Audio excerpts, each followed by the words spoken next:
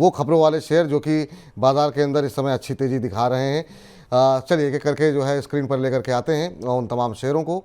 जरा स्क्रीन पर लेकर के आइए। आज जिन तमाम शेयरों पर हम बातचीत करने वाले हैं, सबसे पहले तो हम बात करेंगे चंद्रयान 3 की लैंडिंग को लेकर के।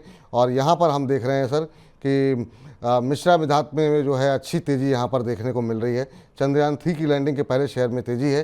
कंपनी ने चंद्रयान 3 के लिए कई महत्वपूर्ण उपकरण जो है वो सप्लाई किए हैं। काफ़ी लंबी चौड़ी लिस्ट है, लेकिन फिर भी एक दो नाम हम आपको बता देते हैं। उसमें कोबाल्ट बेस एलॉय है, टाइटेनियम एलॉय है, इसके अलावा भी लंबी फेहरिस्त है कई उपकरण जो सप्लाई किए गए हैं। साथ ही साथ इसरो का जो गगनयान मिशन है उसके लिए भी ये बड़ा सप्लायर है मिश्रा मेधानी। तो यहाँ पर हम देख रहे हैं कि अच्छी खासी मजबूती देखने को मिल रही है। सर क्या किस तरीके से देख रहे हैं आप मिश्रा धातु को? अभी हम देख रहे हैं कि 405 के आसपास चल रहा है और करीब 2.75% के आसपास की तेज़ी है। सुबह और ज़्यादा बढ़त देखने को मिल रही थी और शानदार मूव सर यहाँ पर देखने को मिला है। पिछले एक महीने में 32% मिश्रा धातु का शेयर चला है और अगर हम बात करें तो पिछले 6 महीने में ऑलमोस्ट डबल होता हुआ दिखाई दिया है। आगे भी क्या उम्मीद करें कि ये तेज़ी कंटिन्यू रहेगी और आज की सफलता के बाद अब क्या एक दो दिन तक यहाँ पे कंटिन्यूटी रह सकती है? हालांकि इसमें खाली मिश्रा धातु ही नहीं है, इसमें एल&टी है, बीएचईएल, ये 2-3 कंपनियां ऐसी हैं जो कि बड़ी सप्लायर रही हैं चंद्रयान 3 मिशन के लिए। देखिए, मिश्र धातु के साथ एक मेरा पर्सनल हादसा है, मैं आपको बताता हूँ। जस्ट बहुत है कि मैंने जी। काफी पहले इस स्टॉक को आइडेंटिफाई किया था हम्म। और उसके बाद जो है जेस्टेशन पीरियड इतना लंबा हो गया कि फिर हमने जो है इसको किसी भी तरह से समझिए कि लिए हुए भाव से करीब 15 से 20% ऊपर हमने इसको बेच दिया था, क्योंकि स्टॉक नहीं चल रहा था। हम्म। और जैसे ही हमने बेचा उसके बाद इसमें बहुत सारे ऑर्डर बुक आने लगे और हम ये सारी चीजों को काफी पहले देख कर ही लिया था। लेकिन चूंकि रिलेटिव परफॉर्मेंस इस कंपनी की काफी कम थी, इसलिए हमने बेचा। तो ये एक हादसा जो है पर्सनल मैं शेयर करना चाहूंगा। एक अच्छी कंपनी है, मैं कहूंगा कि और मेरे बेचने के बाद काफी ऑर्डर बुक स्वेल किए हैं और आने वाले टाइम पे जिस तरह से कंपनी देख लीजिए कि इसमें जो अपने ग्रोथ एसेट में पैसे डाल रही है वो भी काफी अच्छा है। और तकरीबन लास्ट के जो है अगर आप देख लें 2 सालों में कंपनी मोर देन डबल अपने एसेट साइज को कर लिया है, हम्म। क्योंकि सरकार का जो डिफेंस पे फोकस है और इंडिजिनियस प्रोक्योरमेंट की जहां तक बात है, मुझे लगता है कि ये कंपनियां काफी लाभान्वित होंगी और हेंस फोर्थ भी इसमें काफी अच्छे गेन आ सकते हैं। लेकिन आपको ये ध्यान रखना चाहिए कि पिछले काफी चल चुका है। आपको कोई भी मार्केट करेक्शन में अगर निचले स्तरों पर मिलता है 10 to 15% अगर आपको करेक्शन में मिलता है तो डेफिनेटली ये स्टॉक मैं सजेस्ट करूंगा कि आपको लेना चाहिए। चलिए तो इस बीच ये तस्वीरें भी आप देख लीजिए चंद्रयान 3 की। इसमें इसी के उपकरण की सप्लाई में जो है मिश्रा धातु के शेयरों का योगदान रहा है, मिश्रा धातु की कंपनी का योगदान रहा है। और जिस तरीके से ऊंचाई पे जा रहा है और एक साल में शेयर भी उसी तरह ऊंचाई पे जाता हुआ दिखाई दिया है। और जो शेयर होल्डर्स ने पैसे लगाए होंगे निश्चित रूप से वो आज का सेलिब्रेशन और बेहतर तरीके से सेलिब्रेट कर पाएंगे। तो आप लोग भी अगर निवेश करना चाहते हैं तो संतोष जी का कहना ये काफ़ी चल चुका है शेयर, 10-15% के आसपास का करेक्शन यहाँ पर हो तो फिर आप यहाँ पर एंट्री ले सकते हैं। चलिए आगे बढ़ते हैं, अगली कंपनी पर बातचीत करते हैं। स्क्रीन पर लेकर के आइए अगली कंपनी जिस पर ज़रा खबरें हैं और उस खबर के चलते हम देख रहे हैं तेज़ी बनी हुई है, और वो है लिंडे इंडिया। यहाँ पर सर आईओसी से कंपनी को लेटर ऑफ एक्सेप्टेंस मिला हुआ है और कंपनी को वहाँ पर एक जो कंपनी का पानीपत प्लांट है उसके लिए एयर सेपरेशन यूनिट एएसयू लगाने की मंजूरी जो है मिली है। ये एलओए उसके लिए मिला हुआ है। अगले 20 साल तक ये एएसयू को न सिर्फ इंस्टॉल करेगी बल्कि ऑपरेट भी करेगी कंपनी। और उसके चलते आज हम देख रहे हैं कि इस खबर के चलते लिंडे इंडिया के अंदर एक अच्छी बढ़त देखने को मिल रही है। करीब 5% से ज़्यादा की तेज़ी हम देख रहे थे सुबह देखने को मिल रही थी।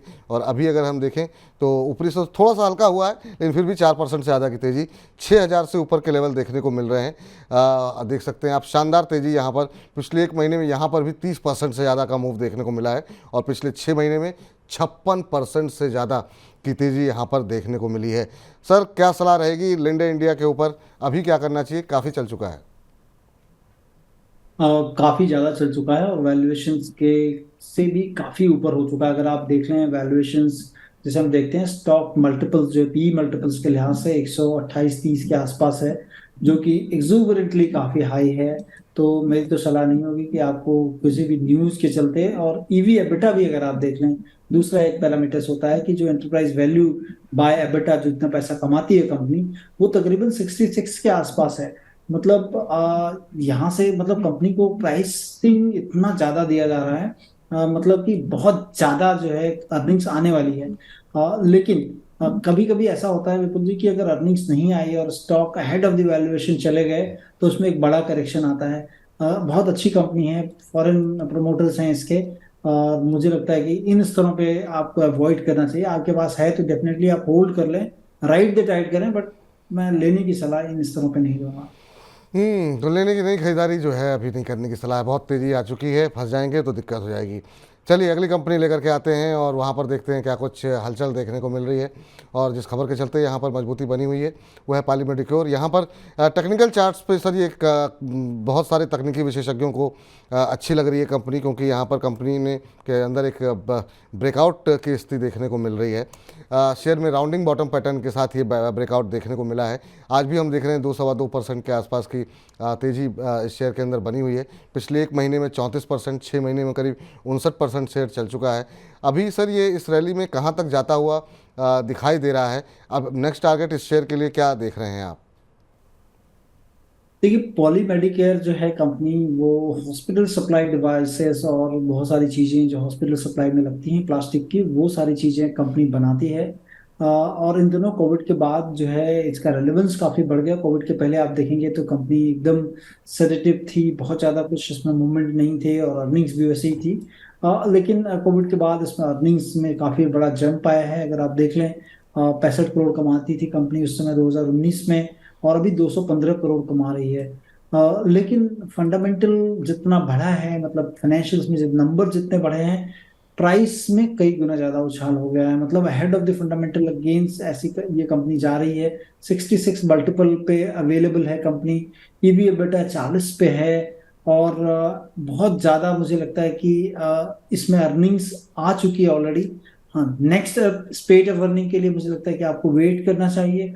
थोड़ा अगर करेक्शन हो, और आपको अगर मुझे लगता है कि 1300 रुपए के नीचे मिले, तभी आपको सोचना चाहिए कि इस कंपनी में दोबारा इन्वेस्ट करें।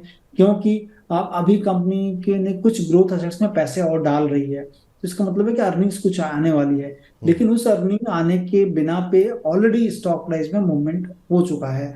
तो यहाँ से है बहुत ज्यादा पैसा बनेगा कम चांसेस है। इसीलिए मैं कह रहा हूँ कि जब घटे तब आपको इसमें ध्यान रखना चाहिए। ठीक, जब घटे तब ध्यान देना चाहिए आपको।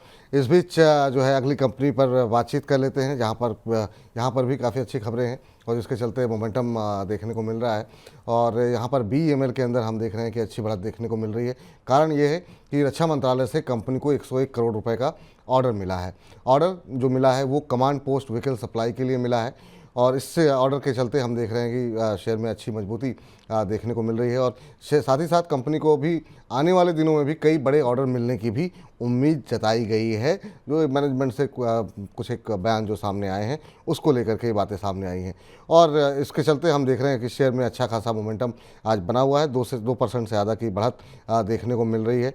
पिछले एक महीने में करीब 20% से ज़्यादा की तेज़ी देखने को मिली है। 6 महीने में 55% से ज़्यादा शेयर भाग चुका है।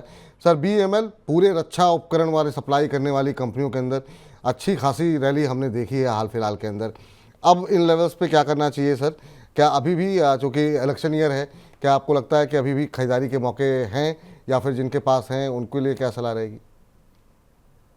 देखिए, मुझे लग रहा है कि चूंकि रक्षा में जिस तरह से फोकस है सरकार का, उसके कारण तो डेफिनेटली सारी कंपनियां लाभान्वित हो रही हैं। लेकिन आपको हमेशा एक चीज ध्यान रखिए कि किस कंपनी को कितना ऑर्डर मिल रहा है और कंपनी कितनी कमा रही है और वैल्यूएशन मार्केट कितना दे रहा है।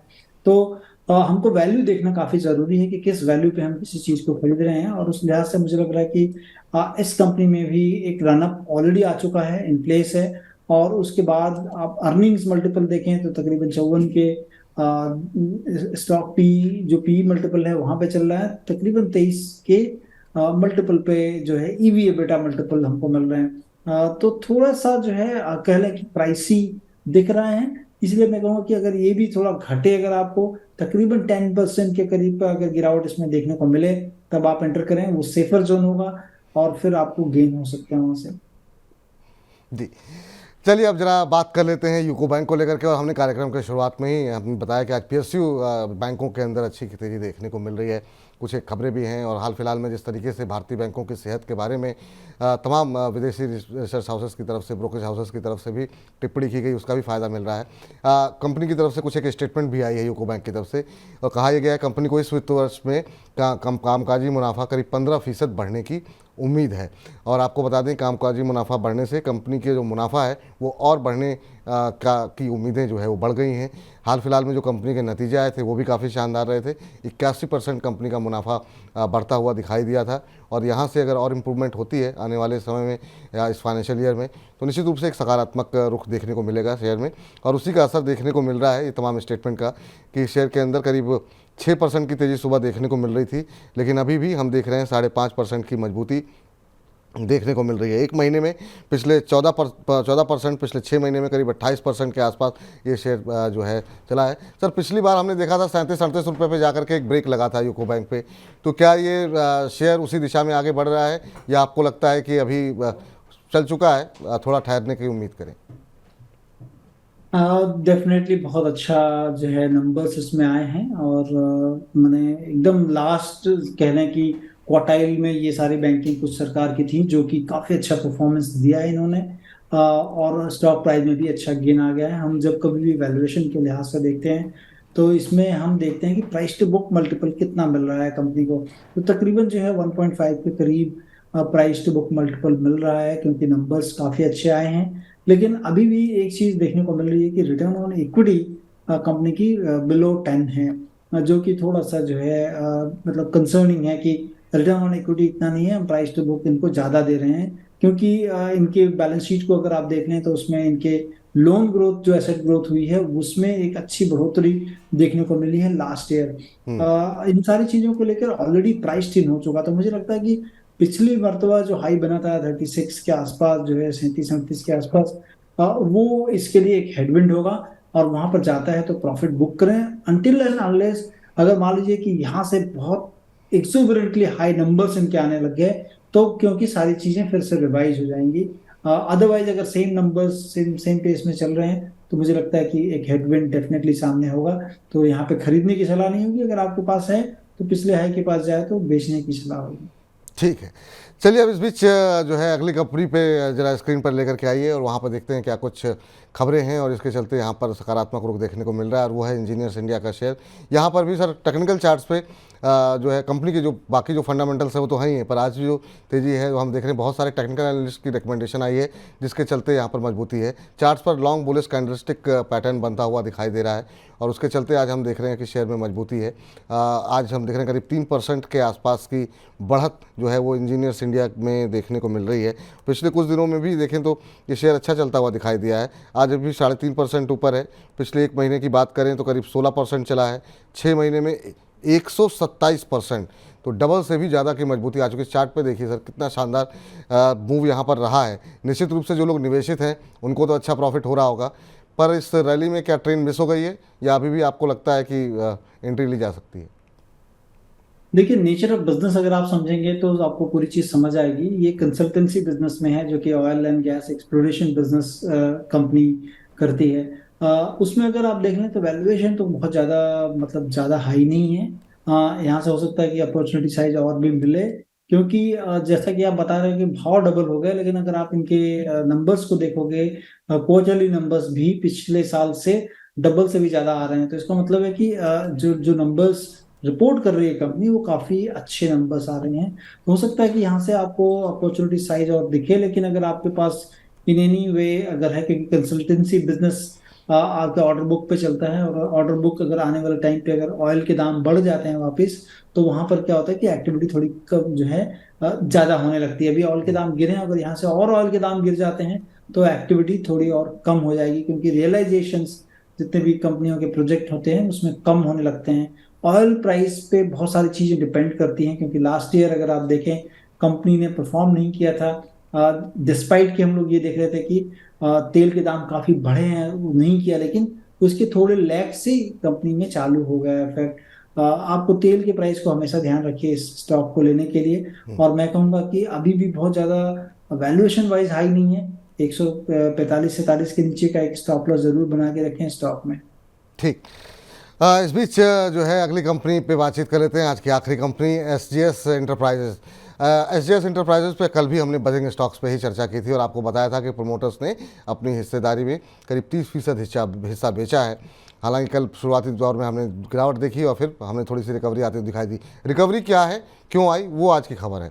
Aditya Birla mutual fund, Quant mutual fund, Sundaram mutual fund, इन सब ने जो है ये जो 30% हिस्सा बेचा गया है, इन सब ने मिलकर के यहाँ पर ये हिस्सेदारी खरीदी है, जिसके चलते हमने देखा कल रिकवरी देखने को मिली। इसके अलावा मॉर्गन स्टैनले की जो सिंगापुर आर्म है उसने और सोसाइट ने भी यहाँ पर हिस्सेदारी खरीदी है और इसके चलते आज हम देख रहे हैं कि शेयर में रिकवरी देखने को मिली है। कल भी बाद में दूसरे हिस्से में मजबूती देखने को मिली थी और आज भी हम देख रहे हैं करीब 1% के आसपास की बढ़त शुरुआती कारोबार में देखने को मिल रही थी और अब 2% के आसपास की तेज़ी देखने को मिल रही है।